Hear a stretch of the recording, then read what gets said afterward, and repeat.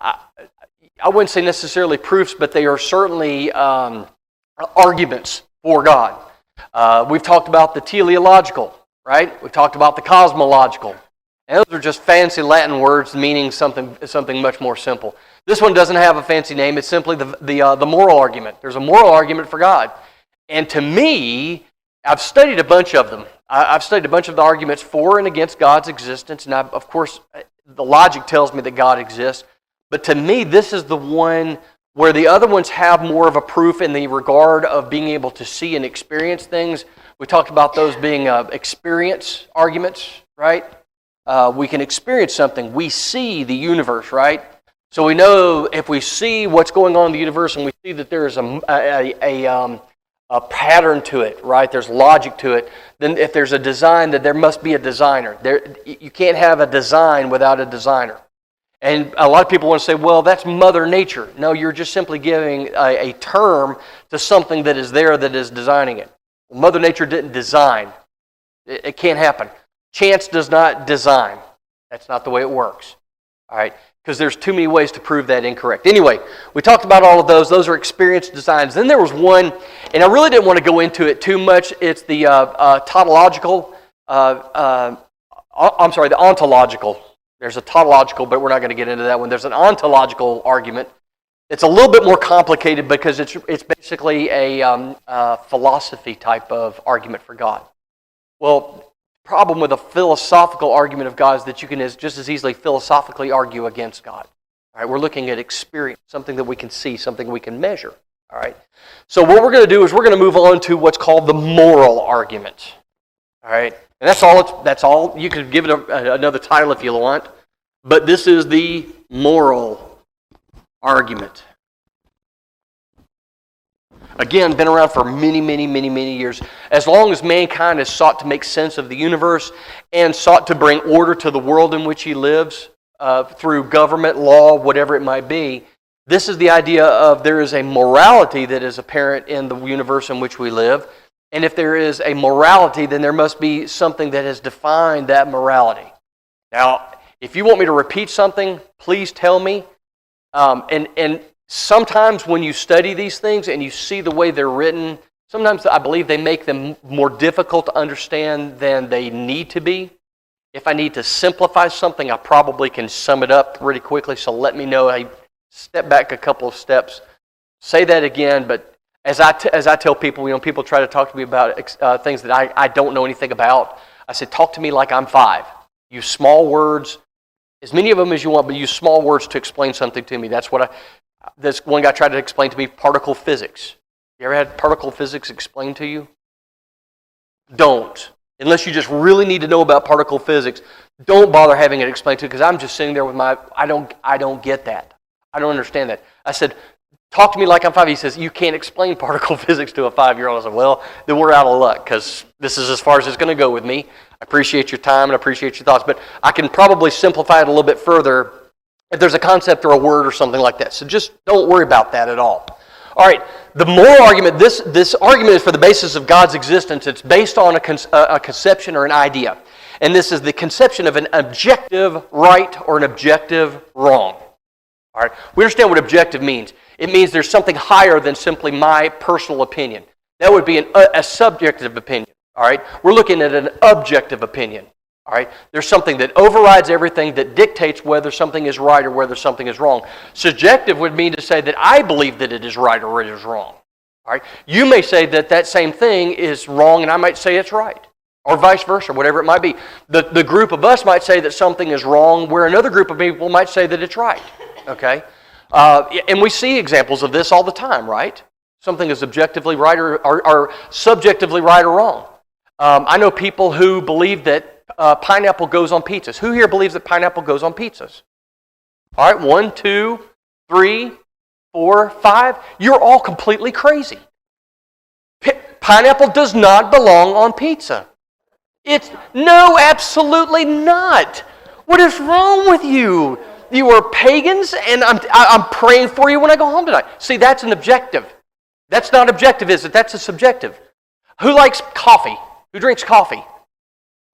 Who hates coffee? Who does not like coffee at all? You people are wrong. You're just wrong. I don't know any other way to say it. Again, the idea of subjectivism. All right. So what we're purporting to, and I'm joking. You know I'm joking, except for the pineapple on pizza. I'm just kidding. I've had it before. It's not that bad. Not my favorite, but anyway, the idea here is that is a subjective opinion. All right, subjective morality. Okay, and we've heard of this a lot. We've seen this a lot, especially over the last several decades, the idea of this postmodern thought that there really is no right or wrong. Everything is a grayscale. Everything is a shade of gray. Now, there's some issues with that, right? There's some terrible issues with that. The idea that there is no objective right or wrong. There's some serious consequences that come with the idea that nothing is objectively right or wrong. Everything is whatever you feel. However I feel, that I dictate my own morality. All right, so let's talk about that, just the idea. So we're going to write here, the moral argument here, the basis of the belief in God through this is the idea of an objective morality. All right. In other words, the objective morality supposes a God. All right. Now again, when we say God, in the sense that we understand God, we're of course talking about Jehovah God. We don't refer to any other being as God. All right, for the Christian, God is Jehovah God. He's the God of Abraham, Isaac, and Jacob. He's the God that created the universe in 6 days. That's the God we're talking about. But even if you went so far as some people who believe in simply a powerful being that has control, they may not acknowledge him as Lord, but he is, for all intents and purposes, a God. The same thing applies here. Because then again, you talk about the idea of a morality. Well, the morality of that God may not be the morality of Jehovah God, right? I mean, even the Greeks and the Romans, the Sumerians, the Babylonians, the Egyptians, all of these people from the Assyrians, all of those people had a belief in a God or many gods, and all of those gods may have had their own sense of morality. All of that still goes into the idea about the fact that they derived their morality from their God's morality. You know, the Babylonians did something. They did it that they felt that they did it with their God's approval. So therefore, their morality was subject to their God's morality. And I'm not saying anything other than when we talk about the idea, it supposes a God. For many people, a God may be that God, or the other God. But for us, when we talk about the idea of an objective morality, we are certainly talking about God, Jehovah, Adonai, however you want to refer to him. Okay? All right, so let's look at this. It also implies that there is a standard which is recognized. Here's another important thing. Recognized by most clear-minded individuals. So we're not talking about the outliers of people who are unhinged. I'll just use that word. Or perverted. Okay? Base-minded. Okay? For example, most clear-minded people would say that it would be wrong to molest a child. And I dare say that there's no clear-minded individual who would say, I guess it just depends. No, of course not. Clear-minded individuals look at certain things and they say those things are objectively wrong. There is no case in which it would be an acceptable thing to do this. I'll give you an example. And this is where we take God out of the equation and make a morality subjective. And I'll give you a case. When I was at Polishing the Pulpit, Kyle Butt debated Dan Barker. Dan Barker was a Pentecostal preacher who became atheist. Turned his back on his faith, turned his back on God, became an atheist, admitted that most of what he did was he was a charlatan, so forth and so on. He renounced all of that and became a very vocal atheist. And he's debated Kyle several times. They are not friends, so to speak, but they're friendly with one another. But they debate every once in a while. And Kyle asked him a very simple question. He said, "Let me ask you a question. And he said, we're talking about a fantastical scenarios here. So let's give you a fantastic scenario, and let me ask you what you think would be correct." He said, say for example, Say, for example, an extraterrestrial race came to this world, came to this earth, and appeared to us and threatened us. And they said, and again, we're doing fantastical scenarios because we can. If you can, I can. So here's this fantastic scenario. Say, for example, this race comes and threatens the world. Says we're going to destroy the world. We're going to come down and we have a sophisticated technology and weaponry. We're going to wipe this earth clean of every human being, unless a designated person sexually violates this woman. Pick a woman and pick a man. Unless that happens, we're going to destroy this world. Would that be an acceptable thing for that to happen? And he says, sure, to save the world and to do that to one person, absolutely. He said, okay, how about 10 people? Would that be acceptable? To save 7.5 billion, 8 billion people, absolutely. What about 100 people? Absolutely. What about 1,000? What about 1,000,000? And the number kept going up, and the idea here was that there was nothing objectively wrong that we should abstain from it simply because it is objectively wrong. It is not, in that case, it is not objectively wrong anymore. It's subjectively wrong. It's wrong to rape except in this circumstance. So you see the problem with subjective morality.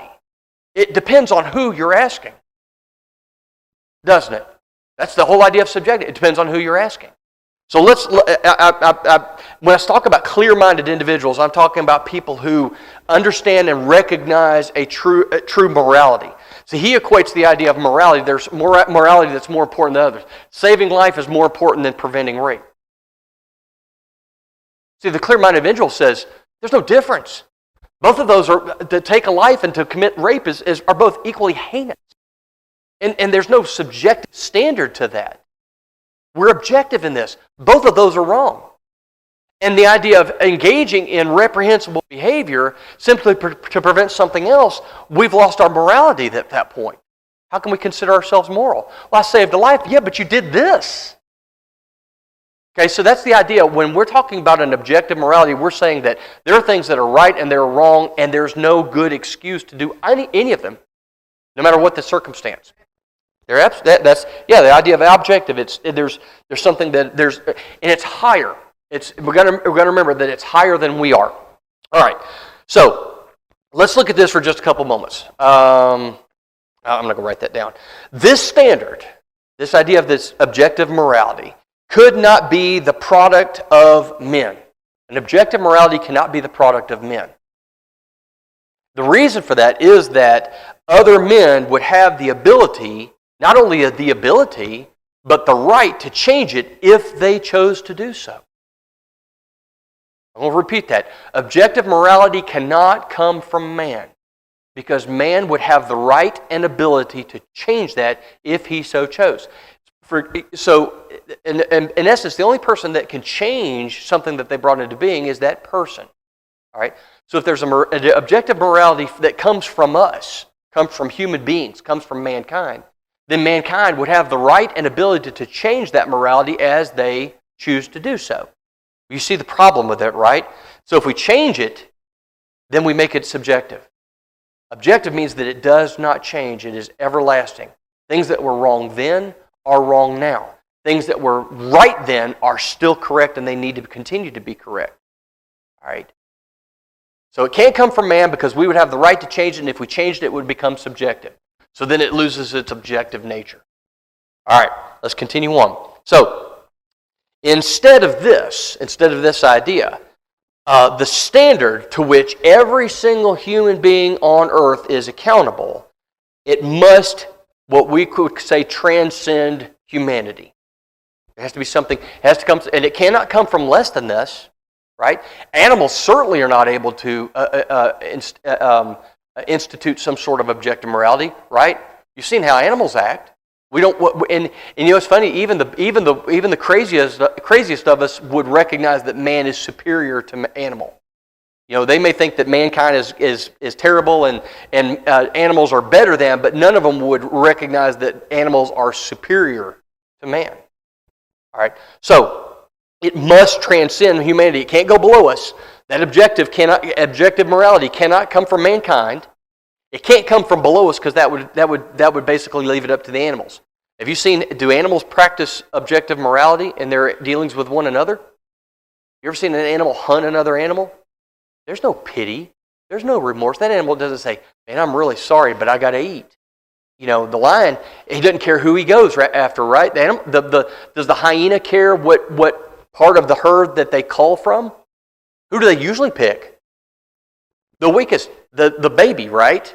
Man, have you ever seen a full-grown lion or a hyena go after a baby animal? So we sit and we mourn over this baby animal. That hyena says, I got to eat. And it doesn't matter what it costs, I'm going to get what I need. Is that the kind of objective morality we want? Man, I hope not. We're no better than the animals? No, of course not. So it can't come from us. It can't come from lower than us. So what must it necessarily come from? Something higher. Something higher. Now here's where it hits the road, is because those in the world believe that there is nothing higher than mankind. We're the pinnacle. There is no God. We are our own gods. We make our own morality and so forth and so on.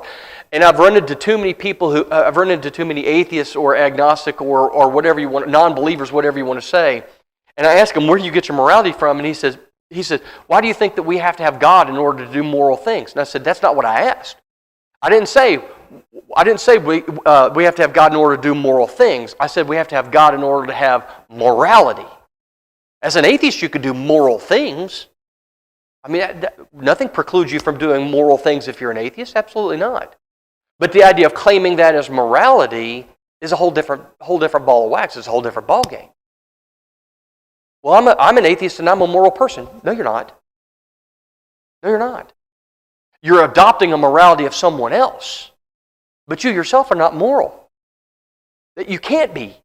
You can't be because you can't be objectively moral. You can be subjectively moral. And I found that many cases I've confronted people in this, lovingly, but confronted them. Well, I'm an atheist. Well, okay, do you believe that it's wrong to abuse children? Of course it's wrong to abuse children. Why?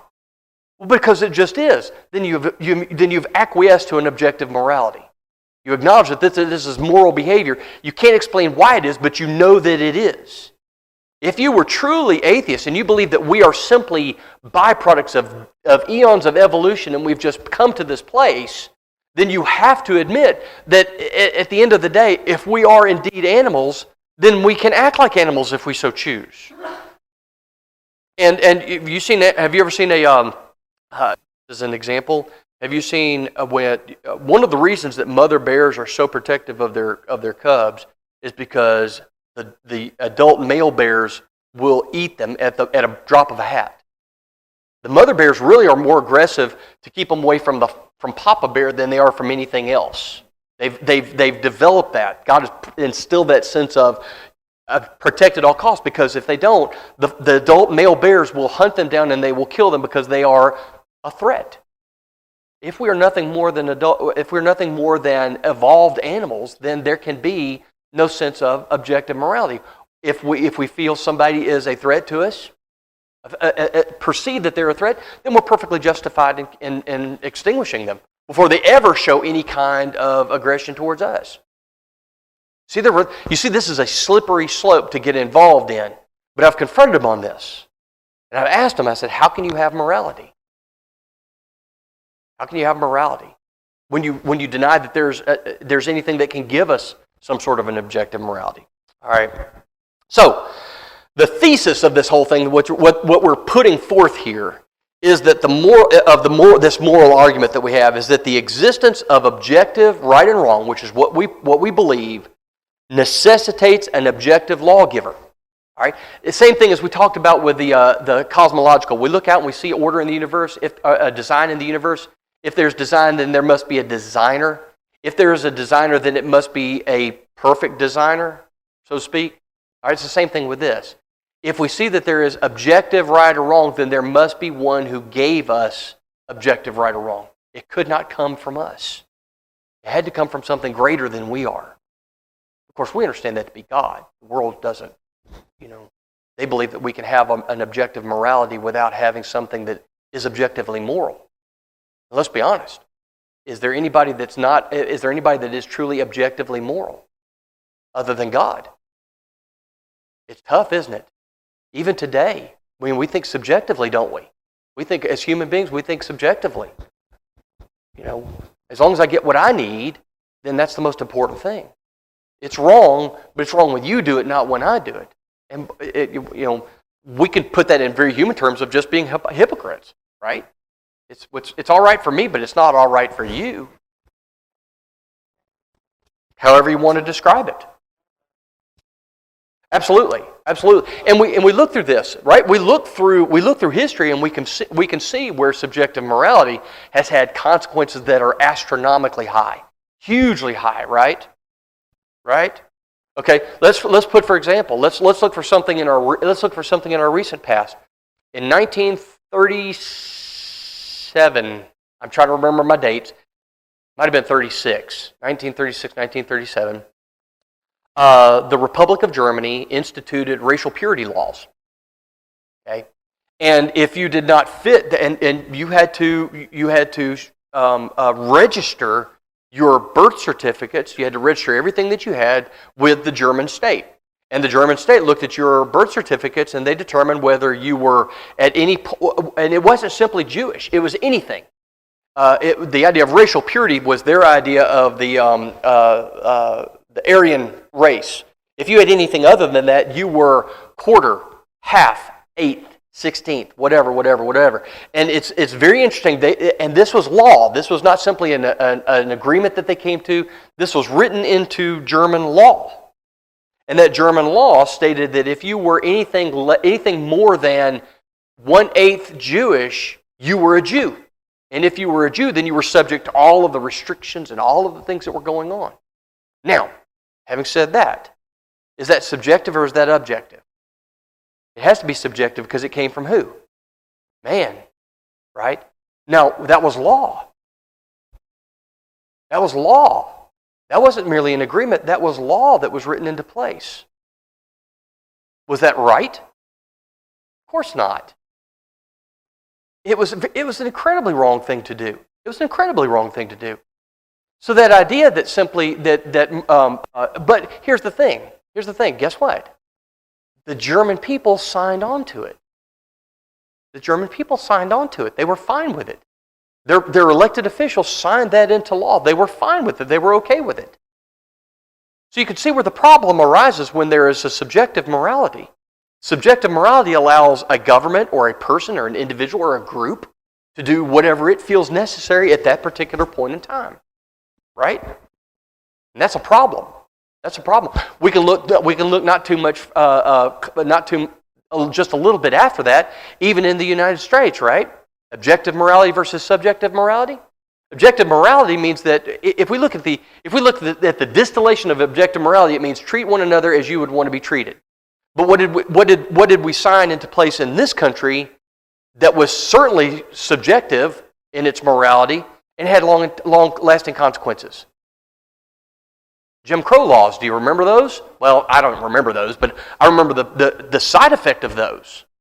Well, that was perfectly okay, and a lot of people agreed to it, and therefore it's all right to do so. Is it? Yeah, we signed that, and it was something that a great many people agreed to, and it was signed into law. Does that make it okay? No, it doesn't. All right? So the idea of a subjective versus an objective morality, we got to be careful that simply because a great many people want it, that it's all right to do so. That's very subjective, and it causes major problems. All of those, like I said, you go through history and you could see where decisions made with subjective morality come back, and they come back to haunt big time. Right? That was subjective morality, and you can go further back. Just continue to go further back in our nation's history, in the history of the world at large, and you see where problems occur because a great many people have decided that this was a moral behavior. I mean, the people that did it didn't say it wasn't simply an idea about we hate them. It was like we want to improve ourselves. So what were we encouraged to do? Hate them. Well, I was told to do so. By who? The majority, the bigger group. Well, does that make it right? No, it doesn't. It's subjective. subjective to the whims of the people. There are things that are objective in their morality. Treat each other as you would want to be treated. Love the Lord thy God. Love your neighbor as yourself. These things are objective. They haven't changed. They still continue on. Okay? All right. So continuing on. Excuse me. This is just a quote. It says, a moral ideal that can exist nowhere and no-how but in a mind from which all reality is derived. I'll say that again. A moral ideal can exist nowhere and in no way but from a mind in which all reality is derived. What does that sound like? God, right? The idea of all reality is derived. Everything that we see, everything that we understand comes from who? God. It is only through God that we can have a truly moral ideal. Not idea, but ideal. In other words, something that is perfect in its morality. That can only come from God. It can't come from anything else. Certainly can't come from man. We don't want it to come from nature. There's only one other place, isn't it? There's only one other thing. If we acknowledge that there is truly an objective morality. All right. Two other facts real quick. Although all men do not acknowledge the existence of an objective law, let me read it again. I had it written wrong. Although all men do not acknowledge the existence of an objective law in word, most men live as if they acknowledge this law. Isn't that true? It's interesting. A lot of people, they will not admit the existence of an objective law, but almost all of them live like they do acknowledge an objective law. For example, again, if you talk to most people, even people who are unbelievers, even people who are absolute atheists, they do not believe in a God. They reject any idea of a God. If you ask them if assault is okay, they'll say no, of course not. We have to live in a society. We have to live in a civilized society. I don't want the idea of I'm going to be able to walk down the street and somebody can just decide on a whim to assault me simply because they feel that that's the right thing to do at that time. I've done nothing to them. I've not even approached them. Some guy can walk across the street, take out a bat, and hit me in the head simply because they feel that this is the thing to do at this particular point in time. No, nobody wants to live in that kind of society. At least I can't imagine anybody, and again, we're talking about right-thinking individuals, normal, hinged, not unhinged, normal thinking individuals. Nobody wants to live like that. All right? I'll give you a thing from C.S. Lewis. C.S. Lewis pointed out, quarreling means trying to show that the other man is wrong, and there would be no sense in trying to do that unless you and he had some sort of an agreement as to what right and wrong are. Makes perfect sense. All right? A fellow named H.P. Owen, and some of these folks, I know Lewis, but I'm not sure about Owen. He says, if my moral preferences are to be rational, they must be based upon criteria of an objective kind. I can't condemn someone else's moral judgment unless I can give reasons for my condemnation. And that makes perfect sense. I have no right telling somebody that their moral judgment is wrong unless I can tell them why it's wrong. Here's the thing. For the Christians, can we tell people why their moral judgment is wrong? Do we have that ability? Yeah, we have an objective morality that we can go by. I can show you why yours is wrong because I can point to why it's wrong. If I don't have this, if it's just two unbelievers arguing with one another, well, you're crazy for thinking that. Well, show me why. Well, I don't really know other than my own subjective opinion. So you have two subjective opinions beating it out with one another. That's not going to go anywhere, is it? No. But see, for the Christian, and listen, we got to be honest with ourselves. Most people are going to say, well, yeah, but you only say that because your book says that. Well, that's because what God says goes, but that's where I derive it from, certainly so. And we are going to face a great deal of ridicule and a great deal of derision because people say, you're going to this book that was written back in, part of it was written over 2,000 years ago, and most of it was written even further back than that. Why is that any kind of guide to go by? And really what we have is the fact that, well, we're giving you the example about why there is an objective morality. This is why we have an objective morality. If there's an objective morality, it comes from someone. So here's God telling us this, and if God says this, why would you reject it as an objective reality? I hope I'm not. Tell me if I'm talking in circles because I want to make sure everybody's grabbing hold of this. All right, yeah.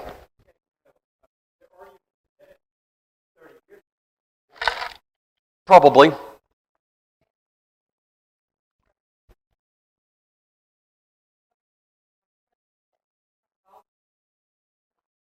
Mm-hmm. Right. Again, that's the idea of a subjective opinion. Well, let's be honest with you. An opinion is merely that. Opinion, by its very definition, is subjective. There's the idea of opinion, then there's fact. Fact is objective. So when people talk about their opinion, he's being subjective right off the bat. My opinion is this. Well, everybody's got an opinion, right? Okay. All right. So here we go. It seems that men do not want to live. I say men, I mean mankind. Mankind does not want to live in a society that lacks objective rules. Even today, when we pass laws, we want these laws to be objective, right? We don't want to be subjective, where someone can take. Wouldn't you hate to go before a judge that says, today I'm just in this kind of a mood, Go to traffic court. The guy in front of us, I'm going to, $10 fine, no points. You show up with the same exact violation, and it's $300 and 5 points on your license. What would you feel? How would you feel about that? I'd feel pretty aggravated about that. Probably wouldn't say anything there, because you never know if it's going to go to $500 and 10 points on your license. But I'd be pretty aggravated if there was that kind of a subjective morality when it comes to the what I was going up against. Mm-hmm. Yes.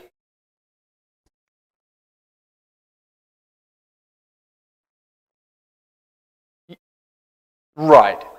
Right. Yeah.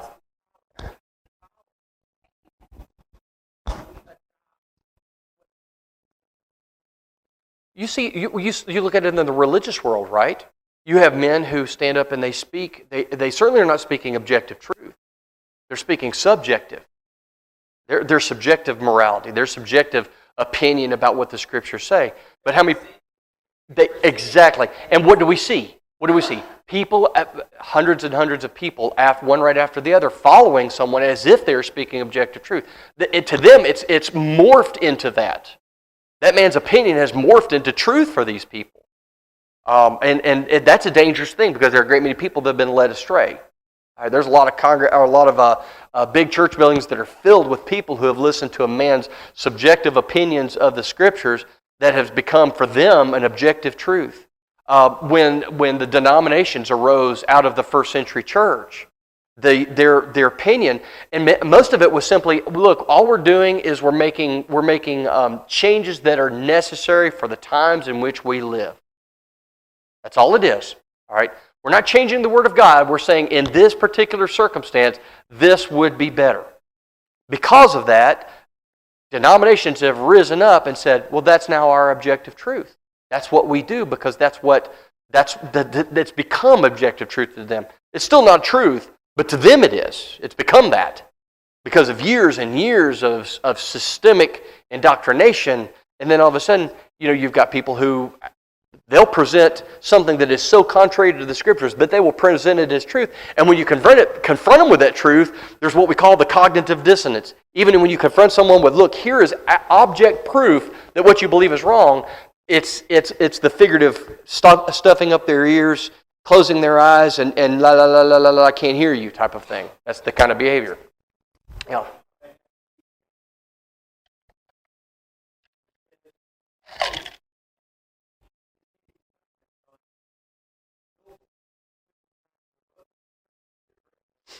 Yeah. Yeah.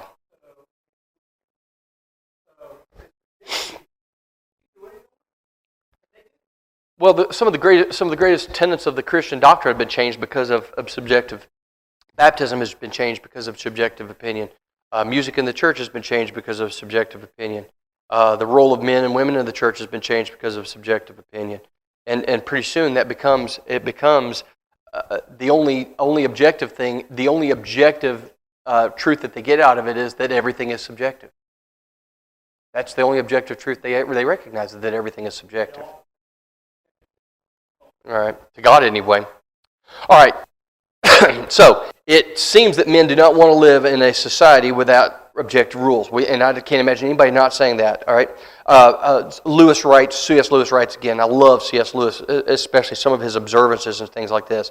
It says that human beings have some sense.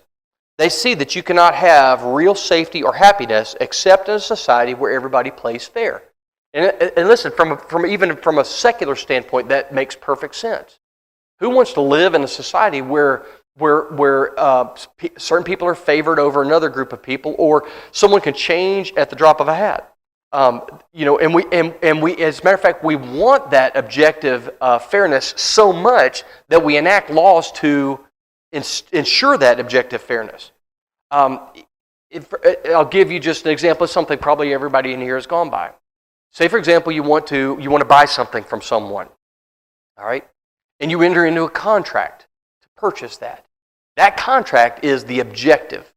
That's the most objective thing there is. It spells out the terms and conditions, right?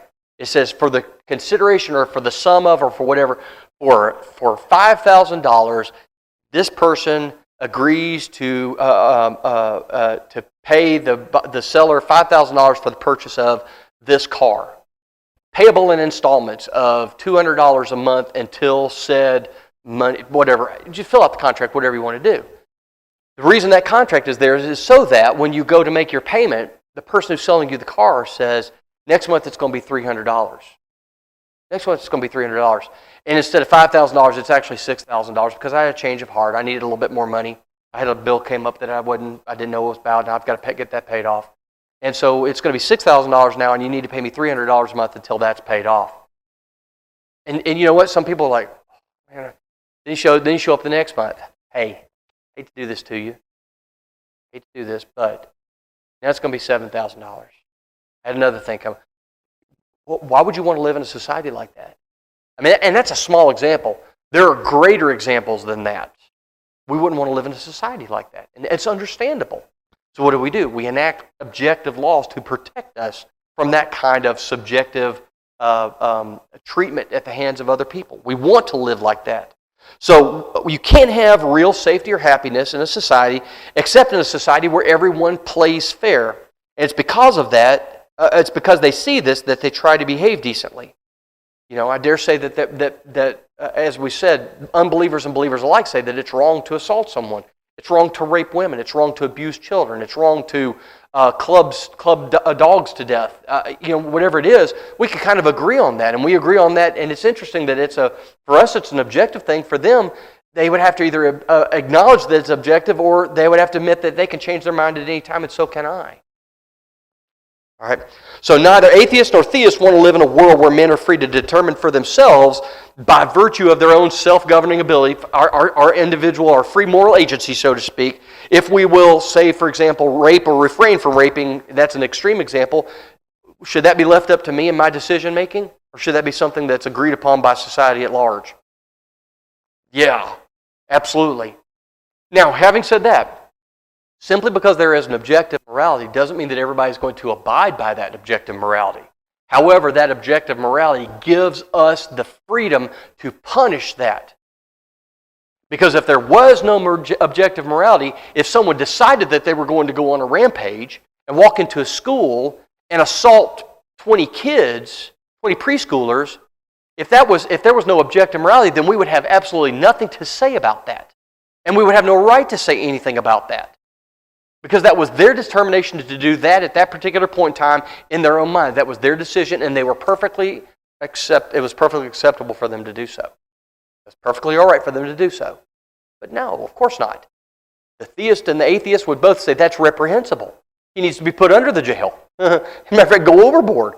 This guy needs to be punished. But we'd have to admit that there was something higher than that caused that to be wrong. If it was simply subjective, then, hey, I could go join them. You take 10 and I'll take 10. We'll walk through this school. We'll tear this place up. And nobody could say a thing to us about it. But no, that's not the way we want. We don't want it by self-governing ability. We want something objective. All right, we're working towards something, I promise. And we'll finish this up here in just a couple moments. All right, our last consideration tonight is that whether men do what they should, I may mention this just a couple of seconds ago, is that whether men do what they should or should not, their behavior does nothing to discredit the existence of an objective moral standard. All right? Simply because mankind has chosen to behave badly, and they have throughout history, and women, when I say man, I'm saying mankind, just because mankind has behaved badly throughout history does nothing to discredit the existence of an objective morality. In other words, God's objective morality has been here from the very beginning. We have either chosen or not to do it based on our own free will. God's given us free will to acknowledge His objective morality or instead do as we desire. But that does not change the fact that it's still there. And He will still hold us accountable to that objective morality. That's where a lot of people, they just cannot grasp that. They don't want to grasp it. It scares them to death that there's a moral standard that they will not acknowledge as being real and objective, but they still are going to be held accountable by it. And that is kind of scary. Let's be honest, man. As a Christian, see, we understand that we have the benefit, that idea, we see things that the world does not see. We understand things that the world does not understand. We do. We do. It's not to say that we're superior. It simply means that we have an understanding of things that they do not understand. All right? We've had figuratively the light turned on. That little light bulb has gone over our heads, has been on. And boy, there's a weight. There's a weight that comes with having that kind of knowledge. Right? There's a weight that comes with it. Because the world goes through its motions right now, and it does what it's going to do. And there are people who are celebrating immorality. They're celebrating lasciviousness and unrighteousness. They're not just celebrating it; they're promoting it. They're saying everybody needs to be doing this. We all need to be engaged in this kind of behavior. While because of our knowledge of God's objective moral code, we sit back and we mourn over the world. We see it, and we think there is going to be a reckoning that people are unaware of, and they're going to be found in the balances, and they're going to be found wanting in those balances. And it's going to happen. And for us, that's difficult because we can see clearly, and they cannot. The world cannot see clearly. Yeah.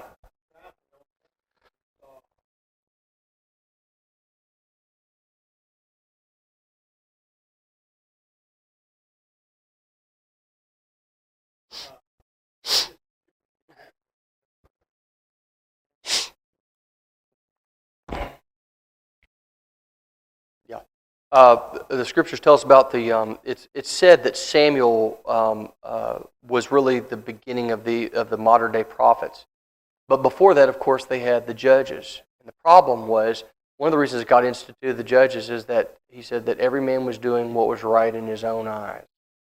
Every man was doing what was right in his own eyes. But if you look at what the consequences, look at what was going on when He said that.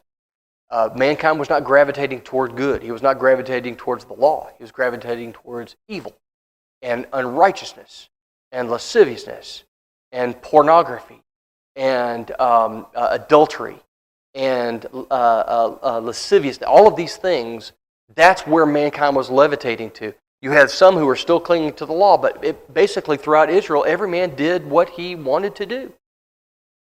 And it cost. It cost the nation dearly. Okay. All right. So let's continue on. Okay. So we understand that just because we don't agree with it, just because we don't abide by it, doesn't mean it doesn't exist. It does exist.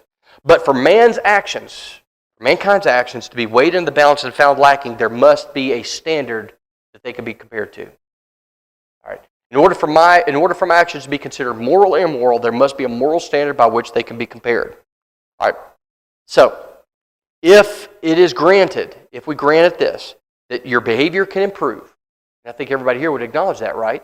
Everybody's behavior can improve. If you're engaged in immoral behavior, can your behavior improve? Sure, we have free moral agency. We can improve our behavior. We can go even deeper into depravity. It's up to us. All right. So if our behavior can improve, we have to have a way that we can judge this improvement. How do I know that I'm getting better? How do I know that I'm getting more moral? Except that I have a standard by which I can compare my morality. Am I getting closer to God or further away from God? I don't know. Show me God's morality. How far am I along? Am I doing what God tells me to do? Am I doing almost everything, but I lack a little bit? Hey, at least I have a standard by which I can be judged. All right. So we did a syllogism a couple of Wednesdays ago. We're going to do another. So 1, 2, and 3. If this, then this. All right. So if you want to write this down, feel free. I'll go slow. If the moral code and action of any individual or society, if the moral code and action of any individual or society can be properly criticized. I'll read that again. If the moral code and action of any individual or society can be properly criticized, then there must be some objective standard.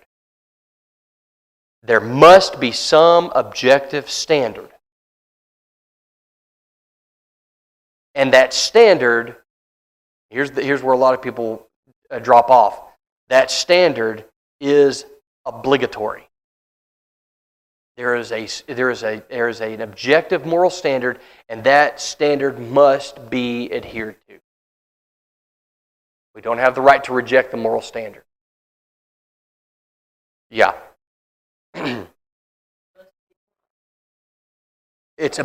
Must be observed or obligatory. It's obligatory. We have to go by it. If there's a higher moral standard, if there's an objective moral standard, we have no right to reject it. We don't have that right. All right, number two. The moral code and action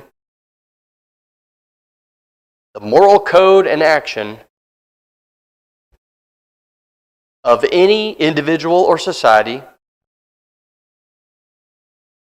the moral code and action of any individual or society can be subject to criticism. So the first one says, if the moral code and actions of any individual or society can be properly criticized. Number two says they can be. If they can be, and we know that they can be, so the moral code and actions of any individual or society can be subject to criticism. So we've acknowledged the first one, and we've fulfilled the first one. If it can be, then there must be a moral code. We know that they can be. So number three, this is it. If this, then this, then this. Therefore, number three, summing it all up, therefore, there must be some objective standard.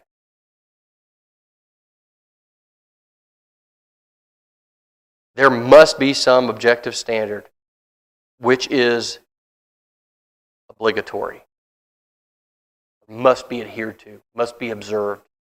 So I'll read them again real quick. If the moral code and action of any individual or society, which is pretty much anything, any society is going to have some sort of morality, right? Even if you went to the pagans in Papua New Guinea, they had a moral code. Okay, their moral code all happened to involve cannibalism, but they had a moral code. All right, they did. There are certain things that the tribe could do, certain things that they couldn't do. If the moral code and action of any individual society can be properly criticized, then there must be some objective standard. The moral code and actions of any individual or society can be subject to criticism. It can be criticized. Therefore, there must be some objective standard which is obligatory. So here's the question then, and we're finishing this up. What is the source of this objective, obligatory moral code? It has to be God. It can't be anything else. Now again, we understand God to be the God of the New Testament and the Old Testament. All right? I'm not speaking to the pagans who believe that there's a God and He instituted their moral code. That's a whole different thing, trying to talk to somebody that the God they serve is a false God. That's a whole different thing. But even the pagans believed that they had gods, and those gods instituted a morality that must be adhered to. Okay? Unfortunately for their gods were had their own subjective morality. It's kind of interesting. Sure. Yeah. All right. And we're done. I've stirred the pot. Is it muddy enough? This is not the same as the last one, right? This is not the same as the first two. Oh, you should see. If we'd gotten into the ontological argument, we'd be here for a couple of weeks. Because it is. I mean, I'm sitting there reading, I'm going, oh man, I'm getting a headache.